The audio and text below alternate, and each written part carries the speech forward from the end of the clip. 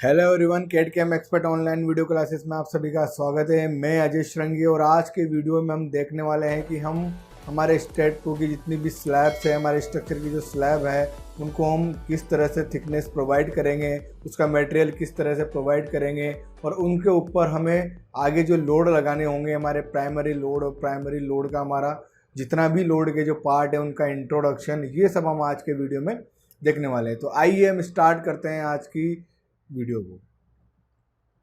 जैसा कि ये आपका मेन स्क्रीन है स्टेट प्रो का, यहाँ से मैंने स्टेट प्रो स्टार्ट किया है। ये हमारा जनरल बेसिक स्टेप्स है जो हम डेली देखते हैं। क्लियर। अब मैं यहाँ पर सबसे पहले स्टार्ट करता हूँ एक सिंपल स्ट्रक्चर बनाना, या फिर हम रन स्ट्रक्चर विजार्ड की हेल्प से भी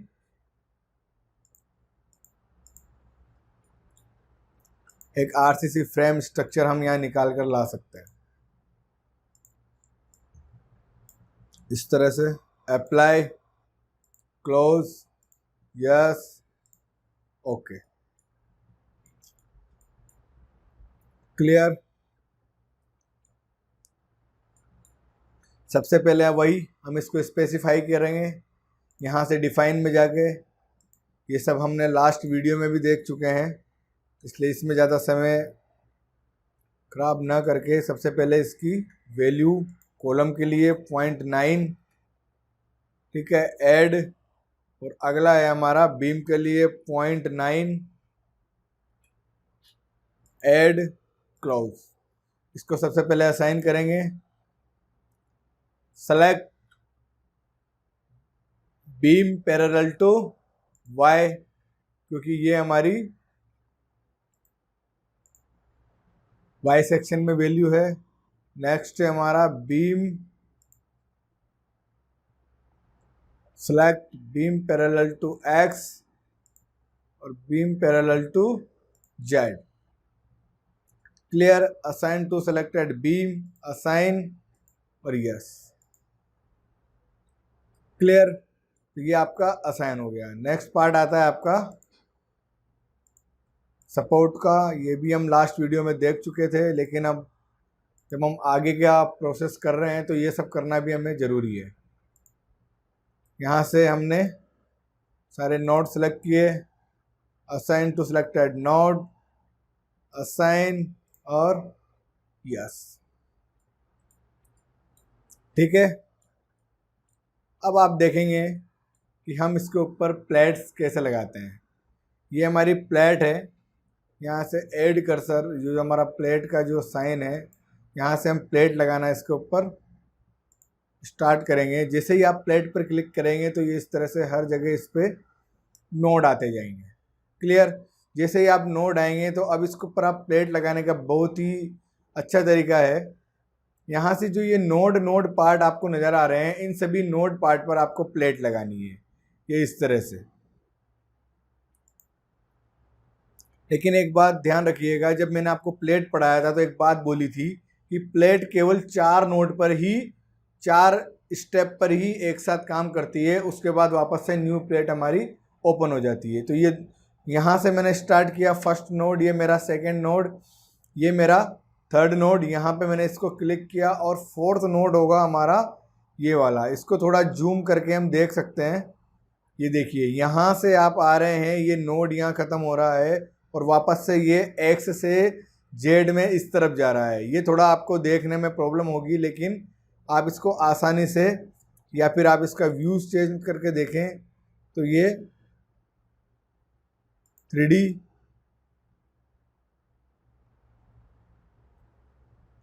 थोड़ा वापस से इसको ऐड प्लेट,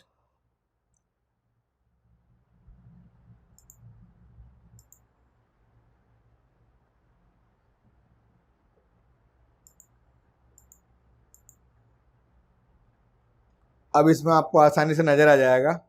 ये मैंने व्यूज़ से इसको रोटेट से इसको थोड़ी रोटेट कर ली है, ताकि आपके सारे नोट्स आपको फ्लोर वाइज दिखाई दे रहे हैं। क्लियर। अब यहाँ से वही आपने नोड प्लेट सेलेक्ट करी है, ये आपके सारे नोड हाईलाइट हो गए। यहाँ से स्टार्ट किया फर्स्ट, सेकंड आपका ये, थर्ड और ये फोर्थ, ये आसानी से आपने एक प्लेट लगा दी है। इसी तरह से सेकंड, फर्स्ट, ये आपका सेकंड, थर्ड और ये आपका फोर्थ पार्ट। अगर देखने में प्रॉब्लम हो तो थोड़ा आप इसको जूम करके क्लियर कर सकते हैं। अगला है ये सेकंड, हर एक फ्लोर पे आपको ये अलग से ही स्लैब लगानी होगी इस तरह से। फिर ये यहाँ से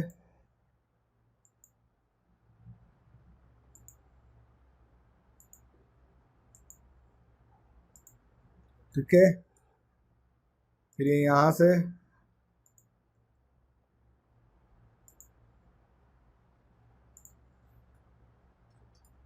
ठीक है, ये है आपका प्लेट कर्सर। अब आप इसको प्लेट कर्सर से इस सारी प्लेट को आप सिलेक्ट करके, हम इसको सिलेक्ट कर लेंगे और आप इसके लिए थिकनेस जो प्रोवाइड करने वाले हैं, जो आज का हमारा फर्स्ट टॉपिक है थिकनेस, वो यहाँ से ज्योमेट्री, जनरल, ये है आपकी थिकनेस। जो प्लेट की जो थिकनेस आप प्रोवाइड करेंगे वो आप यहाँ से प्रोवाइड करेंगे। ये होगी आपकी प्लेट थिकनेस। जो प्लेट है इसको मैं यहाँ से 0.5 इंच, मतलब कि जो हमारी स्लैब होती है उस स्लैब को की जो डायमेंशन है, जो स्लैब की जो थिकनेस है वो हम रखते हैं 5 इंच। ये हमारी स्टैंडर्ड हाइट होती है, स्टैंडर्ड इसकी साइज होती है। इसको ऐड किया, क्लोज किया, असाइन टू व्यू या असाइन टू सिलेक्टेड प्लेट, यहाँ से प्लेट कर्सर आप ले सकते हैं। प्लेट कर्सर से आप इसकी सारी प्लेट को सिलेक्ट कर सकते हैं और असाइन टू सिलेक्टेड प्लेट। देखो जब नोड सेलेक्ट हम करते हैं तो यहाँ आता है असाइन टू सिलेक्टेड नोड, जब बीम सेलेक्ट करते हैं तो असाइन टू सिलेक्टेड बीम, और अब यहाँ आ रहा है जब हम प्लेट सेलेक्ट कर रहे हैं तो असाइन टू सिलेक्टेड प्लेट। तो ये आपकी प्लेट सेलेक्ट हो गई और आप इसको जिस तरह से हम बीम, कॉलम, बाकी और सभी मेंबर को असाइन करते हैं, हम आप यहाँ से इसको असाइन कर सकते हैं। Assign to selected plate, assign और यस, ये आपका असाइन हो चुका है। अब जब आप इसका स्ट्रक्चर देख रहे थे, अब आप इसका पूरा स्लैब सहित देखें तो ये देखिए आपका, देखो कितना प्यारा लग रहा है। ये आपका स्ट्रक्चर है, इसमें आपके टोटल ये फाउंडेशन है, ground floor, first floor, second floor, third floor, मतलब कि G+3 का ये आपका स्ट्रक्चर है। और ये आपका G+3 का स्ट्रक्चर आप सभी व्यूज से देख सकते हैं। ये first floor, second floor, third floor और ये आपका फोर्थ फ्लोर, मतलब कि G+3 का आपका बीम, कॉलम और स्लैब के साथ जो स्ट्रक्चर बनता है वो सारा स्ट्रक्चर बनाना हमने देख लिया है। वो किस तरह से बनेगा, वो ये इस टाइप से बनेगा। आप इसको साइड व्यू से देखें, टॉप व्यू से देखेंगे तो आपको ये इस तरह से नज़र आएगा। देखिए कितना अच्छा लग रहा है। बॉटम, या आप बॉटम से देखेंगे तो ये आपको इस तरह से लगेगा। और आपका ये 3D व्यू,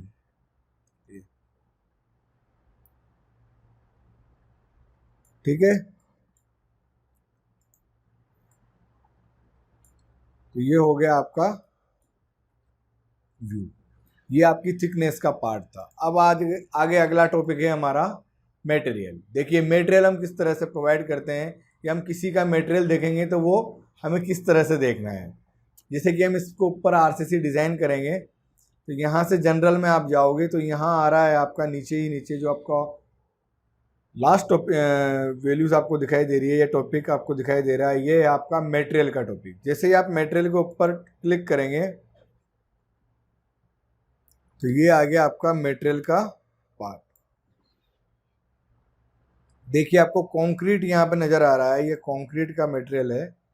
ये आप स्ट्रक्चर मटेरियल में देखेंगे तो ये आपकी स्ट्रक्चर की वैल्यूज़ ओपन होकर आ गई है। यहाँ आप कंक्रीट डिज़ाइन में देखेंगे तो आप इलास्टिसिटी ऑफ किलोन्यूटन mm² देख सकते हैं। ये इसकी इलास्टिसिटी आ रही है। ये पोजीशन रेशियो है आपका 170 E। ये आपकी डेंसिटी आ रही है, ये आपका अल्फा एंगल, FY, FU, बाकी सब आपका 0 है। तो ये आपका अभी इसमें आपने लोड वगैरह नहीं लगाए हैं, इसलिए ये आपको FY, FU ये सब भी आपको 0 नज़र आ रहे हैं। जब आप वैल्यूज़ वगैरह इसके ऊपर extra load, primary load, dead load, self weight, wind load, seismic load, ये सभी लोड आप अप्लाई करके देखेंगे तो आप इसके ऊपर और भी टाइप की वैल्यूज़ आप इसके अंदर देख सकते हैं। तो ये आपका मटेरियल है। अगर आप इसके ऊपर कोई और मटेरियल प्रोवाइड करना चाहते हैं कि जैसे आपने एल्यूमिनियम पे इसको असाइन कर दिया, असाइन टू व्यू, असाइन, तो ये देखो एल्यूमिनियम में ये सारा चेंज हो गया है। और ज्योमेट्री में आप देखेंगे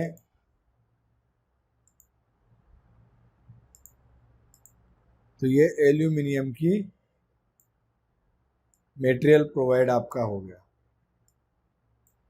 ये इसकी इलास्टिसिटी आ रही है, ये सब चीज़ें इसकी एल्यूमिनियम की डिटेल्स नज़र आ रही है। क्लियर? तो ये हो गया हमारा फर्स्ट टॉपिक थिकनेस और सेकंड हमारा मटेरियल। क्लियर? नेक्स्ट टॉपिक है हमारा load and calculations, load and specification, जो हमारा स्टेट प्रो का सबसे ही इम्पोर्टेंट टॉपिक है। अभी तक हमने जो भी पढ़ा है वो सबसे ज़्यादा इम्पोर्टेंट अब आने वाला है। यहाँ है हमारा लोड एंड डेफिनेशन। ये मैंने लोड एंड डेफिनेशन से इसको एक लोड एंड डेफिनेशन की आपका डायलॉग बॉक्स ओपन कराया है। उसके बाद इसमें load case details, load case details पर जैसे ही मैंने क्लिक किया है और यहाँ पर हम इसको ऐड करेंगे तो एक डायलॉग बॉक्स वापस से ओपन होकर आएगा। जब आप ओपन करेंगे तो यहाँ पर इसके प्राइमरी लोड्स, प्राइमरी पे आप क्लिक करेंगे तो ये आपके प्राइमरी लोड ये यहाँ पर दिखा रहा है, जैसे कि डेड लोड है, लाइव लोड है, रूफ लाइव है, विंड लोड है, सेस्मिक लोड है, ये इस तरह से। तो ये जितने भी हैं ये सभी आपको आगे मैं बताने वाला हूँ कि ये सभी लोड आप जब स्ट्रक्चर के ऊपर डालते हैं तो उसके ऊपर किस तरह के इफ़ेक्ट्स नज़र आते हैं या उसके बाद वो किस तरह की डिज़ाइन अपनी देता है। तो ये आपके प्राइमरी लोड हैं, इनके बारे में भी हम आगे डिटेल्स में जानेंगे। उसके बाद इसके और भी कई सारे लोड होते हैं, उनके बारे में हम देख सकते हैं। ये हमारा लोड जनरेशन, डिफाइंड कॉम्बिनेशन और auto load combination. Primary load है जो आपके सभी स्ट्रक्चर के ऊपर मैक्सिमम तरीके से यूज़ होते हैं, लेकिन जो बाकी के जो लोड हैं ये आपके कुछ ही केसेस में यूज़ होते हैं। जैसे कि जो आपका लोड जनरेशन है ये हमारा जो मूविंग लोड होता है, जब हम किसी ब्रिज की डिज़ाइन करते हैं तो उसके ऊपर जो हमारे व्हीकल्स होते हैं तो वो मूव करते हुए चलते हैं, तो वो जो लोड है वो स्टार्ट होकर एंड होकर, स्टार्ट एंड होकर हर एक पॉइंट पर मूव करता हुआ कैरी करता है और सारे ही स्ट्रक्चर के ऊपर वो लोड 1 बाय 1 आता रहता है। तो कई पॉइंट लोड्स होते हैं और भी कई सारे प्रकार के इसके अंदर लोड आएंगे, वो सभी हम डिटेल्स में पढ़ेंगे। तो ये जो लोड जनरेशन है ये हमारा मूविंग लोड का एक पार्ट है। दूसरा है हमारा डिफाइन कॉम्बिनेशन। जैसे कि आपने देखा होगा कि फैक्टर ऑफ सेफ्टी का नाम आपने सुना होगा या फैक्टर ऑफ सेफ्टी आपने पढ़ी होगी। तो ये फैक्टर ऑफ सेफ्टी से जो मीनिंग है वो है कि जो स्ट्रक्चर हमने जितना लोड है कैरी करने के लिए जिस स्ट्रक्चर की हमने डिज़ाइन की है वो लोड उतना डिज़ाइन तो वो स्ट्रक्चर इतना लोड तो आपका ले ही सकता है। उसके बाद अगर आपको और भी लोड उसको देने हैं तो वो आप फैक्टर ऑफ सेफ्टी के माध्यम से दे सकते हैं। मतलब कि आप जैसे कि हम एक सिंपल एग्जांपल की से समझते हैं कि जैसे कि किसी भी कंपनी ने एक बस जो हमारी होती है वो बस डिज़ाइन की है। अब जैसे कि आप देखते हैं कि बस के अंदर मैक्सिमम 50 से 52 के आसपास सीट्स होती है। मतलब कि आप 50 से 52 मेंबर के आसपास आप उसके अंदर बैठ सकते हैं। लेकिन क्या ऐसा होता है कि क्या 52 ही स्टूडेंट मेंबर या 52 ही उसके अंदर बैठ पाते हैं? नहीं, आप उसके ऊपर उससे भी ज़्यादा बैठ जाते हैं। लेकिन फिर भी क्या बस चलने से मना करती है? नहीं, क्योंकि हमने उसको जो ज्योमेट्री है, उसकी जो डिज़ाइन की है, उसको जितना लोड 50 मेंबर का जितना लोड है वो उतना तो कैरी कर ही सकती है। उसके बाद भी अगर उसके ऊपर लोड आ जाए तो वो ये नहीं है कि वो आपका स्ट्रक्चर फेल हो जाए या आपकी बस रुक जाए, वो आपका काम करती रहे 60 से 70 या 80, मतलब कि हम उसको मैक्सिमम 1.5 गुना तक बढ़ाकर चलते हैं।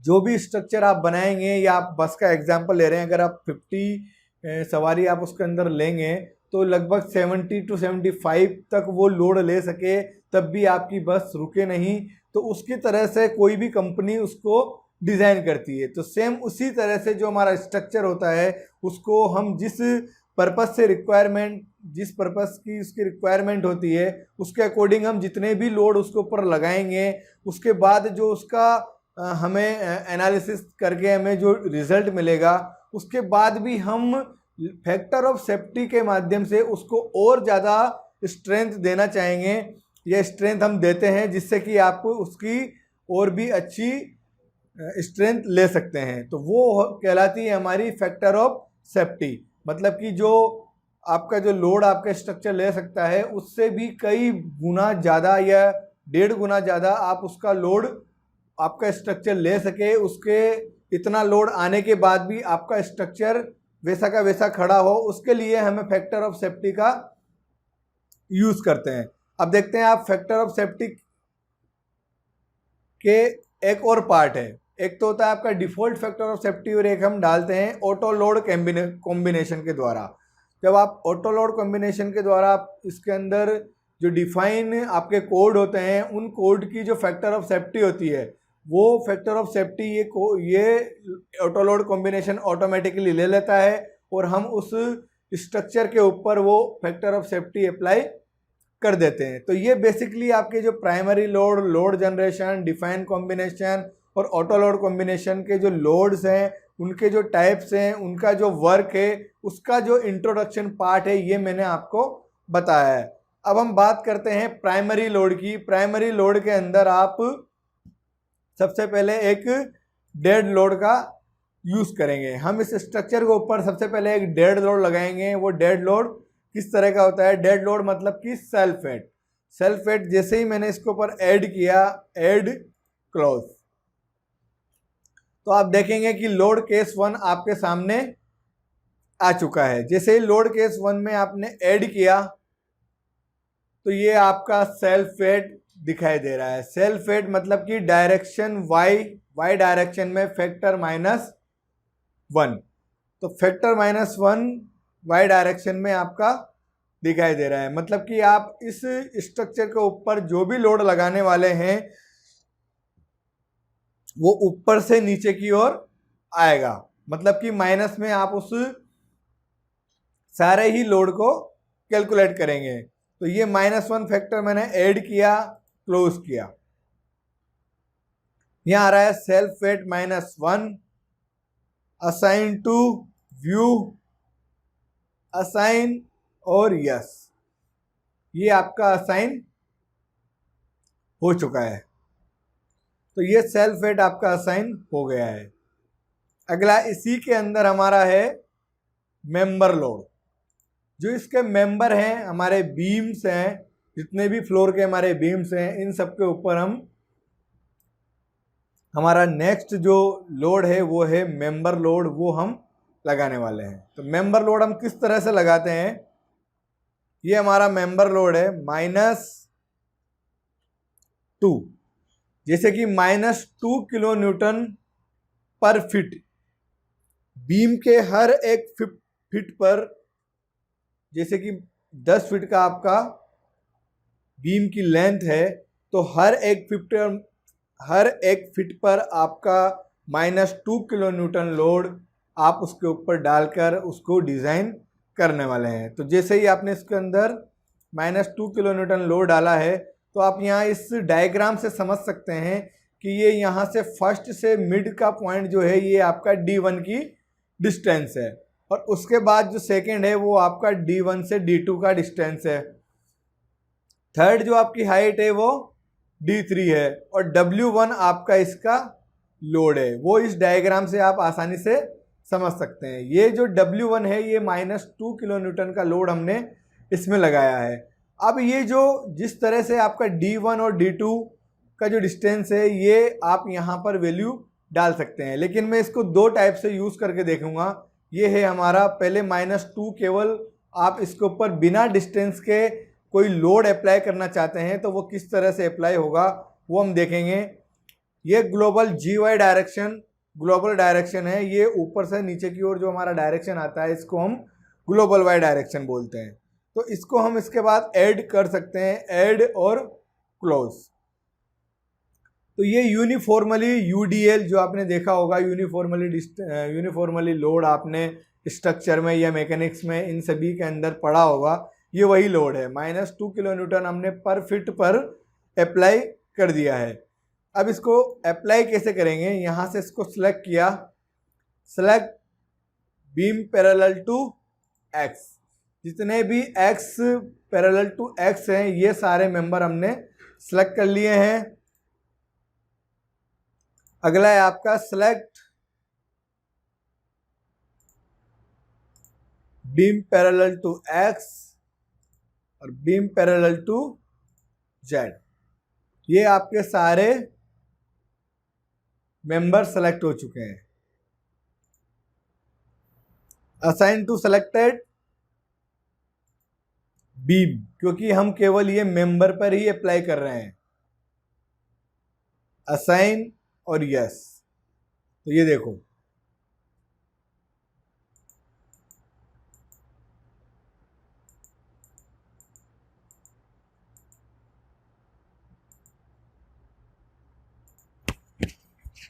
आपके सभी प्लेट्स के ऊपर UDL लोड लग चुका है। ये आपका UDL लोड होता है, ठीक है। अब सेम वही ये हो गया आपका सेल्फ वेट जो आपका सभी पर लग रहा है, आपके बीम पर भी और आपके कॉलम पर भी। अगला है आपका UDL लोड जो केवल आपके मेंबर पर ही मैंने लगाया है, क्योंकि जो बीम पर जो लोड आएगा वही लोड हमारा कॉलम पर जाएगा और वही ट्रांसफर होकर हमारा फाउंडेशन में जाएगा और फाउंडेशन से वो सीधा अर्थ पर जाएगा। क्लियर। अगला हम लोड इसी के अंदर ऐड करते हैं, वो है हमारा मेंबर लोड ही है, लेकिन इस बार हम उसको डिस्टेंस के साथ डालेंगे। -2 किलो न्यूटन में फिर से इसके अंदर डालता हूं, और जो D1 से D2 की हमारी वैल्यूज है इसको भी हम डाल सकते हैं। जैसे कि 1 फीट से लेकर, जैसे कि मान लो आपका एक एग्जाम्पल के थ्रू हम समझते हैं, मान लो 10 फीट का कोई बीम है, और जैसे कि ये आपका 10 फीट का कोई बीम है और ये इसको हम 10 टुकड़ों में डिवाइड करते हैं, तो पर फीट के ऊपर जो आप लोड लगाने वाले हो वो लोड तो आप लगा चुके हो, -2 किलो न्यूटन लोड जो हमने पहले हर एक फीट के ऊपर लगा दिया है। अब नेक्स्ट है हमारा डिस्टेंस D1 से D2 तक, मतलब कि यहाँ से यहाँ तक 5 फीट है और यहाँ से यहाँ तक ये अगला 5 फीट है, मतलब कि ये पूरा बीम हमारा 10 फीट का है। क्लियर। तो D1 यहाँ से D1 से ये यहाँ से फर्स्ट पॉइंट से मिड पॉइंट तक D1 और मिड पॉइंट से लास्ट पॉइंट तक D2, ये आपका स्पेस है 5 फीट और अगला 5 फीट, मतलब कि टोटल आपका 10 फीट हो गया। अब जो आप फर्स्ट पॉइंट से लेके मिड पॉइंट तक जो डिस्टेंस डिस्टेंस आप इसमें डाल सकते हैं, मान लो कि 1 से 4, मतलब 1 फीट से लेकर 4 फीट तक जो आप डिस्टेंस या जो आप लोड डालने वाले हैं वो आपने डाला है -2 किलो न्यूटन, और आपको इसने ऐड कर दिया है। तो अगला आप 4 से इसको 0 कर दो, और D2 से D3, 4 से या फिर अगला कर दो आप 4 से 10, इसको भी आपने ऐड कर दिया। और अगला है आपका हाइट 2, एंटर। तो ये आपके दो अलग टाइप के लोड और आ गए हैं, ये डिस्टेंस के थ्रू हैं। इसको आप कैसे करेंगे असाइन, वही same select beam parallel to x, beam parallel to z, assign to selected beam, assign yes। तो ये देखिए ये सबसे अलग टाइप का लोड आपने देखा है, डिस्टेंस के थ्रू है ये लोड। वापस से अगला, इसको भी असाइन कर दो। Select beam parallel to x, select beam parallel to z, assign to selected beam, assign, yes. ये देखो ये अलग है और ये अलग है। ये सारे लोड, ये ऊपर से आ रहा है नीचे, right to left, left to right, ये डिस्टेंस के थ्रू के हमारे लोड है। तो ये जो मेंबर लोड है ये हमारे 3 टाइप से हम लगा सकते हैं। तो जिस तरह की आपको रिक्वायरमेंट है आप उस तरह से इसको यूज कर सकते हैं, ठीक है। तो ये आपका एक प्राइमरी लोड के जो आपके पार्ट्स हैं, लोड केस 1 के अंदर हमने सेल्फ वेट, यूडीएल, डिस्टेंस से यूडीएल और हाइट का यूडीएल, ये चारों ही तीनों टाइप के यूडीएल जो लोड हैं वो हमने इसके अंदर देखे हैं। तो आज का ये वीडियो हम यहीं पर समाप्त करते हैं।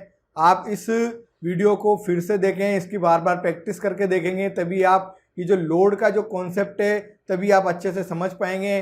पूरे स्ट्रेट प्रो के अंदर लोड और कैलकुलेशंस का जो मेन टॉपिक है यही सबसे ज़्यादा इम्पोर्टेंट है।